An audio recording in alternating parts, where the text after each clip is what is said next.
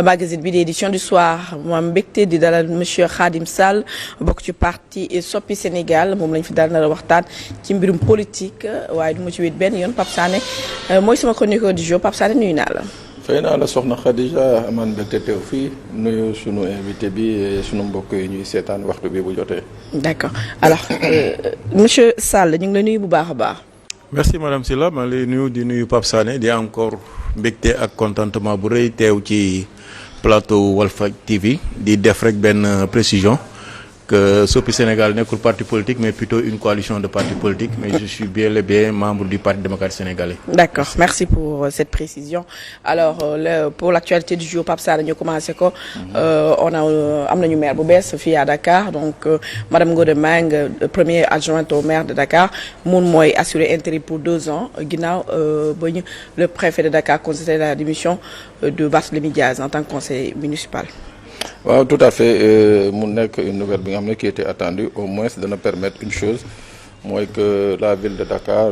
mën a continuer di fonctionner comme auparavant c'est déjà une chose l'autre chose mooy que li ma ci xaw a jaaxal mooy qu'il y a un recours qui a été introduit par monsieur Barthélémy Diaz léegi bu cour d'appel dellu siwee sur la décision du préfet jox dëgg Barthélémy Diaz. Maintenant qu'est-ce qu'on va faire la dame démissionne. moo tax peut-être que juste prévoir justement sa cour d'appel bi fixé na date bi ce sera le 31 décembre. Le 31 décembre. Les statuer. Voilà bon y a un problème en tout cas comme je l'ai dit il faut qu'on fasse un toilettage des textes au Sénégal sinon interprétation yi suspicion yi du fi jógee il faut ñu toiletter les textes de telle sorte que quand il y a une décision qui est prise amul matière à interprétation. Peut-être sa crainte am d'autant plus que madame Ngone Meng elle est membre de Taxawu Sénégal donc. Non tout à fait non. Ça va faciliter les choses. Non y a pas de problème par rapport à la succession ou au remplacement de monsieur Barthélémy Diaz ça c'est pas un problème mais je dis que tey jii par exemple là où la loi est muette c'est ces choses-là qu'il faut rectifier tey admettons mu dem le 31 décembre on lui donne raison. On revient révoquer la nouvelle maire encore. foofu lay waxee quoi moo tax ma ne il faut qu'on fasse une. Et si le contraire se produit aussi. waaw si le contraire se produit mais bon comme on est en matière judiciaire il faut présager de rien du tout mais en tout cas c'est une bonne chose que lii nga xam ne mooy la ville de Dakar mën a continuer de fonctionner normalement parce que on va justement vers beaucoup de trucs. D'accord. Beaucoup d'événements yi nga xam ne. Sénégalais yi ñu ngi ciy xaar mairie particulièrement les Dakarois. Effectivement dem yaa ngi doon soulever crainte boobu mooy les activités. Au niveau de la ville de Dakar ba xam du am retard donc dafa mel ne say crainte fu mu toll nii mën nañoo wax ne mais aussi au même moment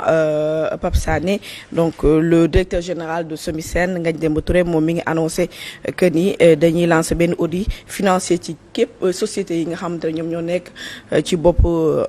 tout ce qui est ressources minières yi nga xam ne dañ koy exploiter. waaw d'accord c'est dans le cadre justement de ces missions c'est une excellente chose parce que audit financier mais j'aurais préféré au préalable ñu commencer sur audit minier bi c'est-à-dire ñu xool qu'on fasse la cartographie des mines des permis et de toutes les autorisations qui ont été déjà délivrées.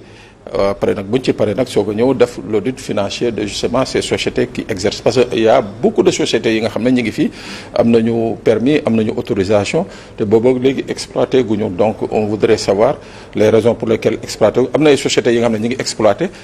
te seen exploitation daanaka yu ci bëri jaaru yoon par rapport justement au code de l'environnement par rapport justement à certaines dispositions légales de la loi. Donc moi je crois que l'audit devait être de manière générale après aller vers un audit financier des sociétés parce que pour dire vrai le Sénégal perd beaucoup en ressources avec ces sociétés minières là. Effectivement, d'où même sax la pertinence de cet audit bi ñu war a entreprendre parce qu'on a vu que redevance Sénégal yu bari ci sociétés minières yi 10% que celle ci Sénégal yi am donc te loolu na sax moom sax génne nañu communiqué nee na pour sax ñu mun ci 10% pour bu dugg ci gafaga état du Sénégal c'est tout un problème donc d'où l'urgence de faire audit bi que li nga wax aussi mooy impact environnemental bi ak yenn yooyu noonu j'espère qu'ils vont le prendre en compte. Et surtout audit yi aussi xam nga surtout 10% yooyu aussi il y a un problème parce que comment quantifier les 10% par rapport à quoi nañuy quantifier les 10% il faut que loolu yëpp ñu revoir ko da ngay gis ñu ne la benn société aurifère buy exploiter or dana produire tant d'onces d'or par année mais rien statistiquement rien ne prouve que effectivement production ba mu déclaré lay produire donc yooyu yëpp il faut que ñu xoolaat ko pour mën a asseoir un audit très sérieux. D'accord alors pèlerinage à la Mecque préinscription yi dinañ ko commencer le 24 décembre donc semaine prochaine incha allah ñu commencé bindu suñu yaay ji rek cette fois-ci fixé nañ ko à 4 millions de francs CFA. Bon, une bonne nouvelle pour les croyants. Yàlla nga ci bokk rek ñi bis nekk aaj. Non amiin Alaaji bon ren moom bëgg naa ziar et tout quoi. C'est déjà une bonne chose après la réussite du pèlerinage au lieu saint de la chrétienté tey jii je crois que l'autorité doit se battre doit mettre tous les moyens pour que pèlerinage bi quoi yi nga xam ne moom la ñu remarqué noté les années précédentes qu'on fasse en sorte que ces couacs là soient de mauvais souvenirs qu'on revienne vraiment qu'on permette aux citoyens aux pèlerins mun a dem paisiblement ñu bañ a toog di dégg naan compagnie telle ou bien société entreprise telle fii la bàyyi ay pèlerins wala ay pèlerins nañ ñam ba fële Arabie Saoudite amu ku leen toog je crois que il faut mettre un package bi nga xam ne képp ku ko mënul respecter ñu teg la de côté et puis voilà jox ko ñi nga xam ne ils ont le mérite de mener à bien cette mission là. jamono ji le premier ministre mi ngi sa dëkk fële Gambie. waaw tout à fait il y a une revue bilatérale entre les deux pays en matière de relations économiques c'est une bonne chose parce que ñaari dëkk yi quand même war nañu gën a defaraat seen diggante.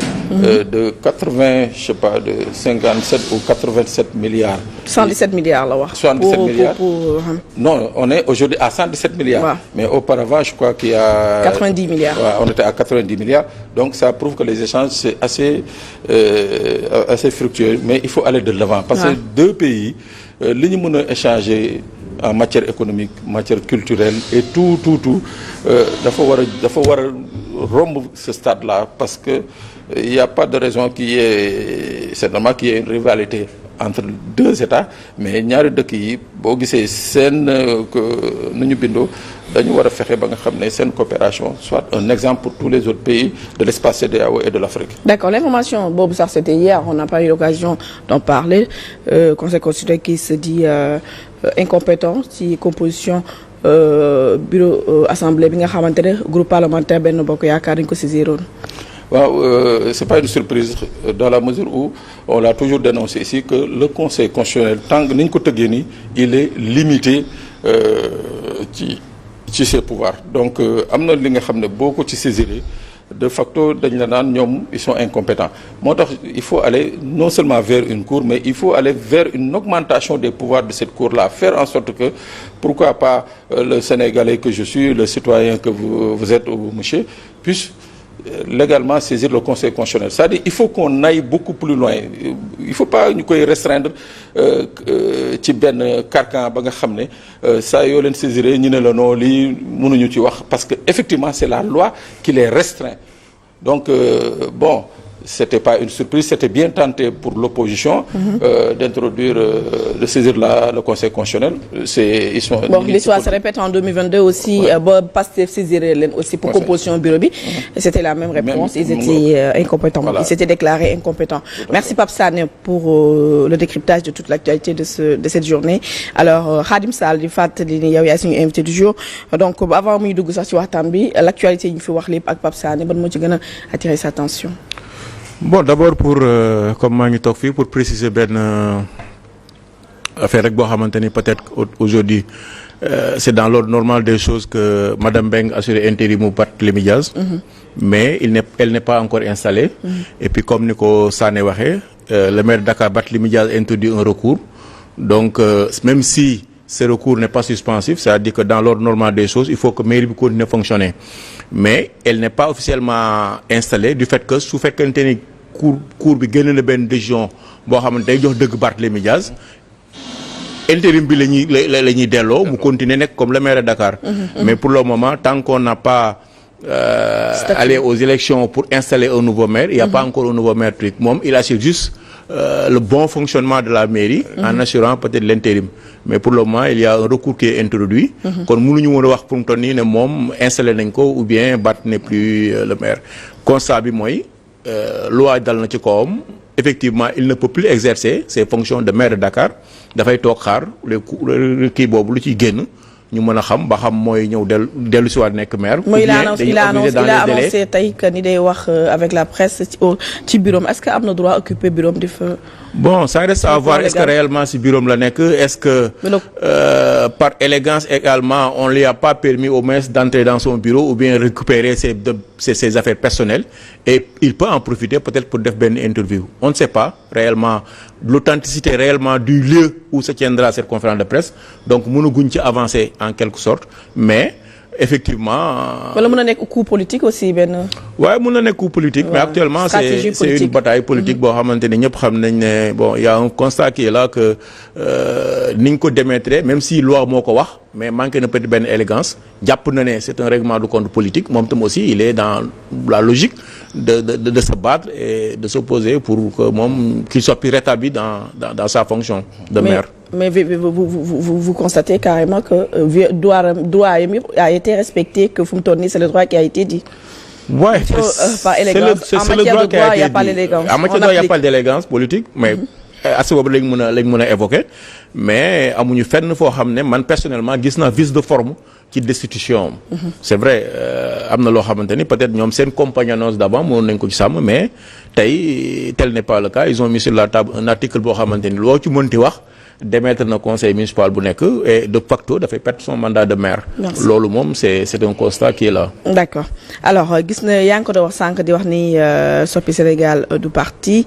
donc mouvement de soutien boo xamante ne c'est juste pour les élections législatives est-ce que cela traduit que vous allez retourner au Parti démocratique sénégalais? Bon, le mot retourner serait peut-être même pas le mot